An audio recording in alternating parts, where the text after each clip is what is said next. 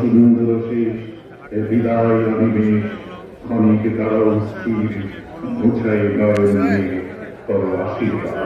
সবার জন্য শুভকামনা জানিয়ে ঘোষণা মঞ্চ থেকে বিদায় দিচ্ছি আমি অ্যাডভোকেট আজহারুল ইসলাম রানী, বাংলাদেশ সুপ্রিম কোর্ট।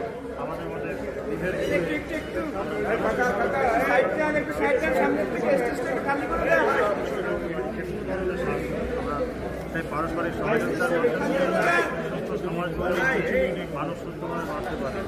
আঞ্জুমান হাক্কানি আঞ্জুমান হযরত সবে আজম কাছের মতো হাক্কানি আঞ্জুমান এই উদ্দেশ্য নিয়েই তাদের এই প্রার্থনা সভা সমস্ত ধর্মের মানুষের ডেকে প্রত্যেকটা ধর্মের যে মূল থিম সেটা যদি আমরা সবাই এটা কথা তুলে ধরতে পারি, তাহলে আমরা আমাদের যে যা ধর্ম পালন করি আমরা সেই ভালো দিকটা জানতে পারি, সেইভাবে আমরা নিজেদের ধর্মগুলোকে পালন করতে পারবো।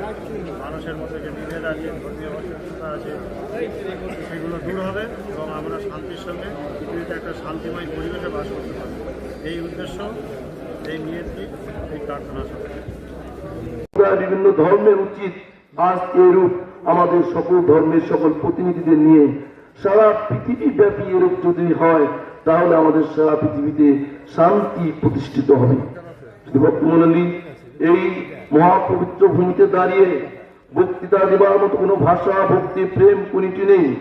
আপনাদের মতো মহাসাধক মহাভক্তদের চরণ ধুলি এই মস্তকে ধারণ করতে পারলাম, এটি আমার মতো অভাজনের সৌভাগ্য। আমার যিনিষ্ঠ দেবতা তিনি হচ্ছেন ভগবান শ্রীহরি পুরুষ প্রভু জগৎ বন্ধু সুন্দর।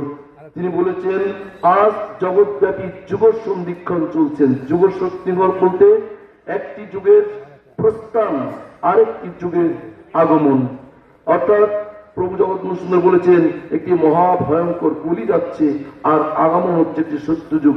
আমাদের কোনো চিন্তা নেই। প্রভু জগৎ বন্ধু সুন্দর বলেছেন যে আমার আগমনে জগতের সত্য প্রতিষ্ঠিত হবে, তোমরা হিন্দু মুসলিম বৌদ্ধ খ্রিস্টান সকলে এক, এবং বলেছেন তোমরা মন্দির মসজিদ গির্জা প্যাগোডার সবাইকে শ্রদ্ধা করবে, কোনো বিরোধ করবে না, এবং তোমরা পরস্পর এক।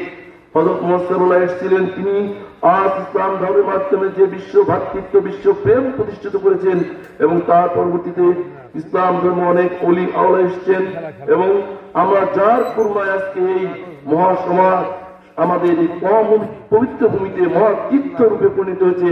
হাক্কানি আঞ্জুমান কর্তৃক যে আয়োজিত বিশ্ব প্রার্থনা অনুষ্ঠান, এই অনুষ্ঠান বহুদিন যাবৎ এ অদমের আসার সৌভাগ্য হয়েছে, আপনাদের কৃপা পাওয়ার সৌভাগ্য হয়েছে। এই অনুষ্ঠান যেন চলমান থাকে। এই অনুষ্ঠানে যারা কর্মকর্তা আছেন তাদের দীর্ঘায়ু কামনা করি। যারা এসেছে বিভিন্ন জায়গা থেকে